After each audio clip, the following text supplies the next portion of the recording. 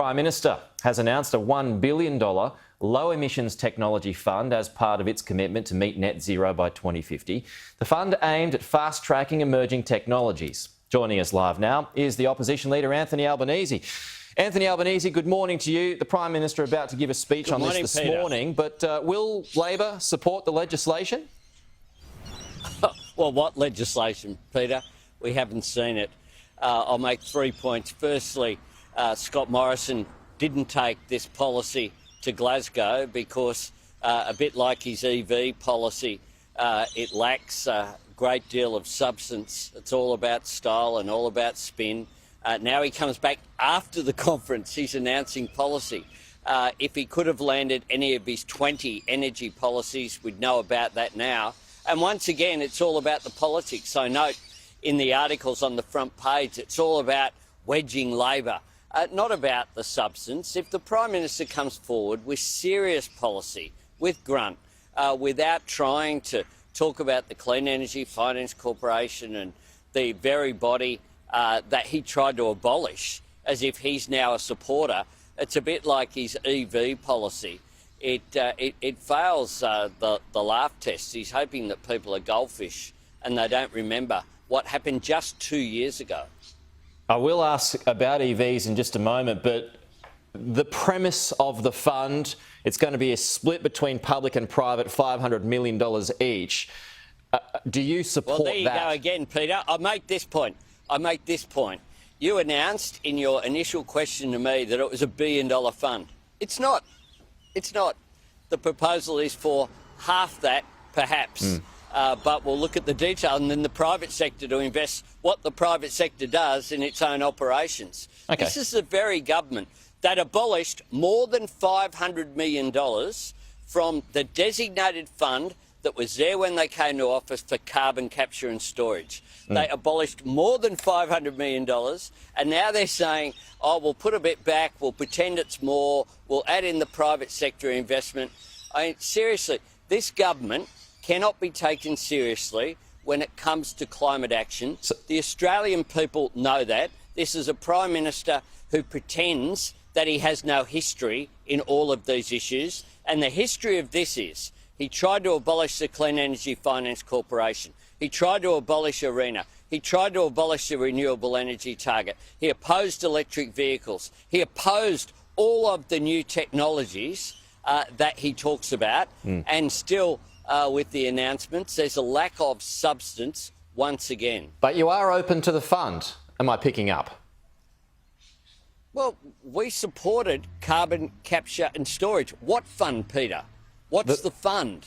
Well, this is the Low Emissions Technology Fund. This is the big pitch this morning. So you said you're going to take a look at it. Does that mean that you might be open to it? It's not, but well, we always take a look at legislation on its merits. Okay, so that means that you unlock your opposition? This isn't a new fund.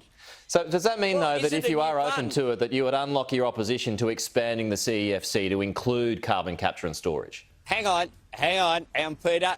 Just think about what you've just said to me in the questions. You said there was a new fund, a low emissions technology fund, and then you said the Clean Energy Finance Corporation. Which one is it? It's all of it. As I understand, it's the low emissions technology, the commercialisation fund, which would be run by the CEFC. Hang on. Now there's another name in there, the commercialisation fund. That's the point here, Peter. This is a government that's thrashing about trying to come into the 21st century.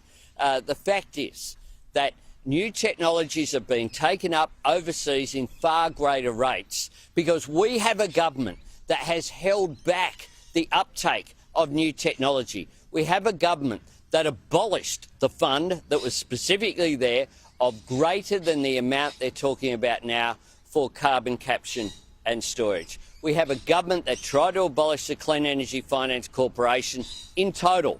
And now they're talking about, well, I'm not quite sure what they're talking about. We'll wait and see what is actually proposed. But when you listen to the Prime Minister this morning, I'll give you the big tip. He'll talk about Labor. He'll talk about what Labor will do. He's been in government for they're nearing the end of almost a decade in office. He's shooting for a second decade in office. and he wants to pretend that the first decade just didn't happen. On to EVs. If Labor was ahead of its time in 2019 by promising to halve all of new car sales to be electric by 2030, which has since been adopted by the US, even in New South Wales, and as a minimum in the United Kingdom, why not back it in again? Well, we weren't ahead of our time, Peter. We weren't ahead of our time. Well, I mean, my point is that... We were on time. We were in the 21st century. This mob were running around saying that electric vehicles would end the weekend, saying that you couldn't tow your boat or your trailer. I mean, there are B-doubles, there are big trucks in Europe that are electric vehicles. Buses here are electric vehicles. You've had an amazing change throughout the world. I went to a conference back in 2009 as the Minister for Transport in Japan. Japan knows a little bit about vehicles. And there, every single auto manufacturer was saying, more than a decade ago, there was no research going on to internal combustion engines. It was all about EVs. It was about hydrogen. It was about new clean energy. And this government have just held Australia back.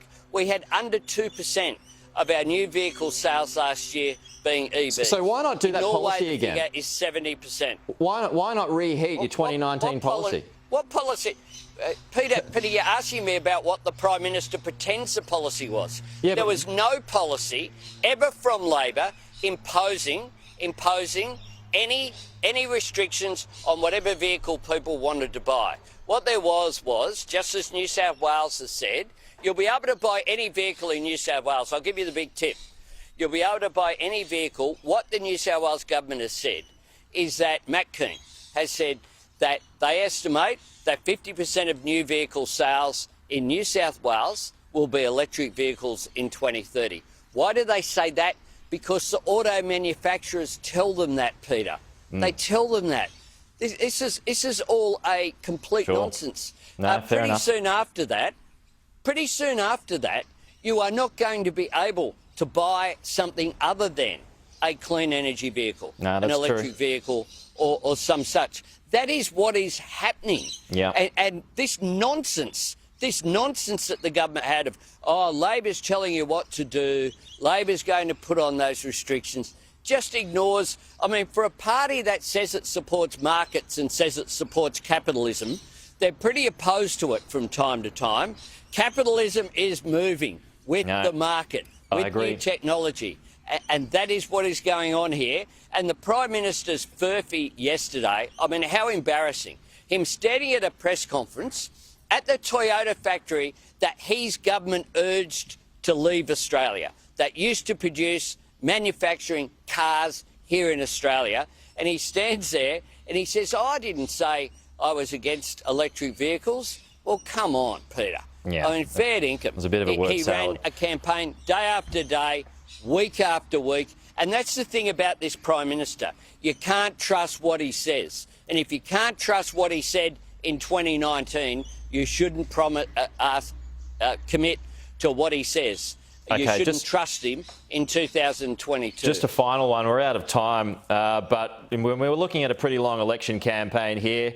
And Andrew Clennell mentioned yesterday that... We could keep talking till then, mate. Well, I've only got a short... I just want to get this one more question in. Andrew Clennell mentioned yesterday the approach is Keating-esque. To do you slowly, Anthony Albanese. Are you up for it?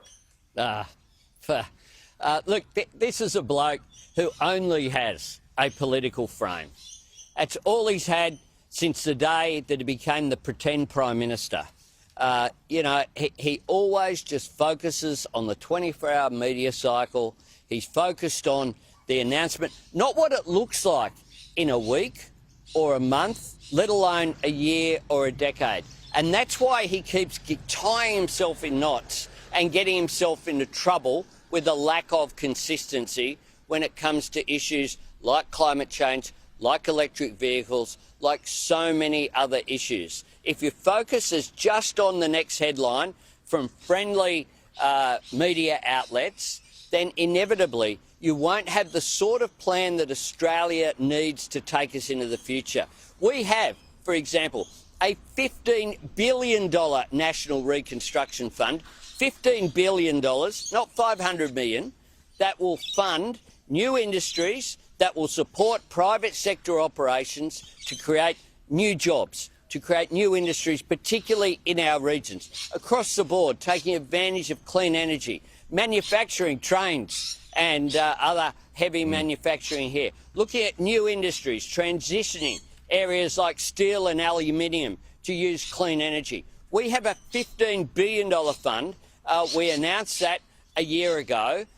This government inevitably will always focus on the short term. And what we'll see from now until whenever the election's called is those short-term, 24-hour announcements that, guess what, you forget what they said a couple of weeks ago. I mean, a couple of weeks ago, they stood up in the Blue Room and made their major climate change announcement. Where's it gone? They've now got new spin out there today, new spin yesterday, because there was no substance in their big announcement that they released in Canberra just a couple of weeks ago. Anthony Albanese, good to have you with us this morning. Appreciate it. We'll talk to you soon.